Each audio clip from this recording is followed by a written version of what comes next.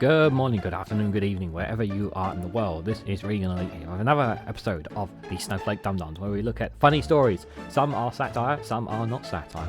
So you can take it as a pinch of salt, you can believe it, or you not. Either way, hopefully you will get a bit of a laugh out of this. This Dum-Dum story that we got for you guys is about UFOs, and this one is from a UFO expert. So surely it must be real. From the Metro, the UFO expert said aliens weren't involved in the famous Reganelsham Forest incident. We honestly don't know. How does he know? Has he met these aliens? How do we know that they're not involved? UFOs have been around quite a lot. They cause more ruckus in America than any other place in the world.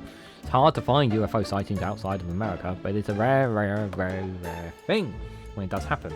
It's just funny that they just never had open direct contact. It's almost as if they don't exist.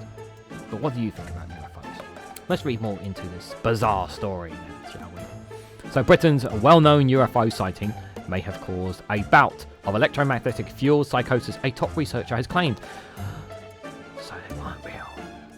The Rendlesham Forest incident, where members of the US Air Forces stationed at RAF Bentwaters and RAF Woodbridge in Suffolk, England, reported seeing unexplained lights and a craft in the forest in December 1980 that left people puzzled for decades over what cause of the lights could have been. Witnesses, including high-ranking officers, described seeing a glowing metallic triangular object hovering and emitting strange beams of light.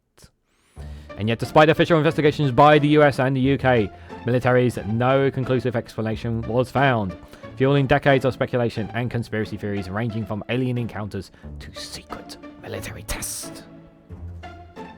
There it is. If the news of the world say it's official, it must be official. It remains one of the most well-documented and controversial UFO cases in British history, and now one UFO expert believes that he has the answer to it. Philip Meldrum, a former director of investigations for the British UFO Research Association and an author, said he's convinced something happened over those fateful nights in 1980, but doesn't necessarily think that aliens were involved. If you look at what those were involved were said to begin with, the only concrete info that we saw was some strange light in the forest. And that's what we start off with, he told the Metro. Now, Jim Penniston underwent hypnotics a few years back, and under hypnotics, he said the craft was a time machine from the future. So they're time travelers maybe that might have been involved. Interesting. Penniston, a US airman who claimed to have not only witnessed the craft, but actually touched it, is considered to be one of the most credible UFO witnesses in history. Yet even his testimony has shifted over the years from seeing strange lights in the woods to claiming to have encountered time travelers. What we're looking at is contemporary four-load in action, said Bantle. In 100 years' time, people will look back at this incident and it will be classed as a myth and a legend, just like the Loch Ness Monster or encounters with the faring folk. Now, let's be clear, there have been Scotsmen have claimed their sightings of the Loch Ness Monster up in their country. It's very hard to get a photo of it though. There have been claims of sightings of it, but still to this day we have not seen the real thing. We class those things as myths and legends, but the people who experienced them at the time didn't, and it was very real to them. We should not consider them crazy. They're real to them though. When giving his verdict on some of the common theories about the encounter, Mantle is sympathetic to some, but dismissed of others. For example, the notion that SAS troops were behind the incident is rubbish, he says. These were nuclear facilities, and this was 1980 when the Cold War was getting very hot. This isn't the kind of place that you just start pranking when the stakes were so high, he said.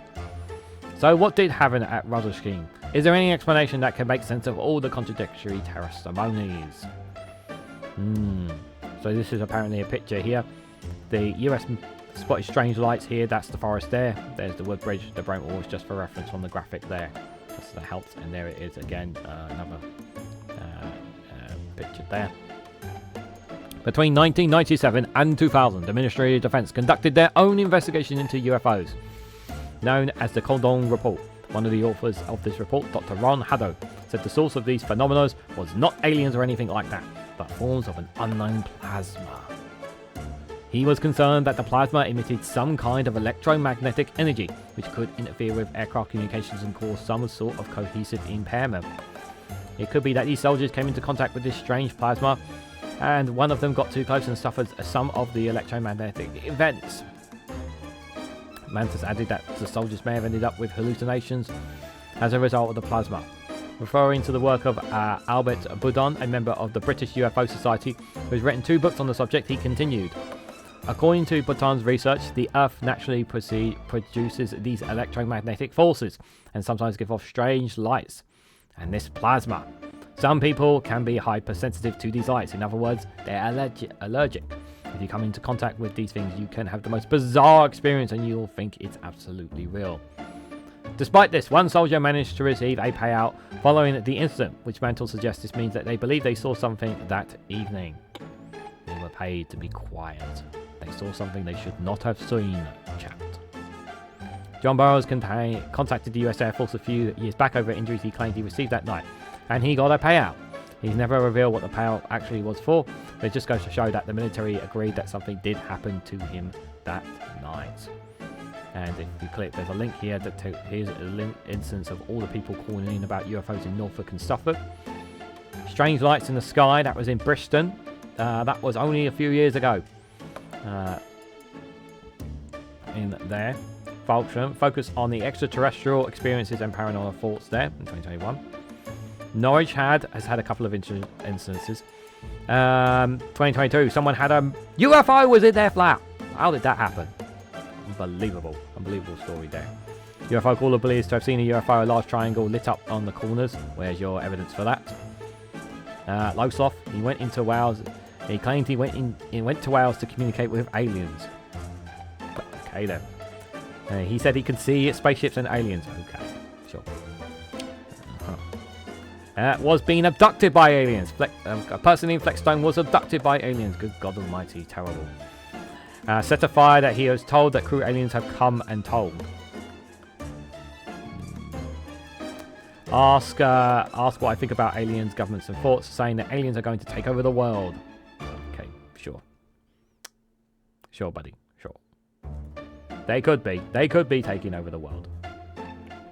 Whether we'll ever get the definitive truth remains to be seen, but as far as Mantle is concerned, it's the space between the lines that makes Rendlesham and such an enduring mystery. One of the things a lot of UFO researchers are totally ignorant of is this thing called confabulation, where sometimes you'll take in information from an external source, but over time you'll come to believe it actually happened to you. That's how myths and legends grow, by storytelling. It gets changed and altered over time, not on purpose, but completely by accident, and that's a natural thing.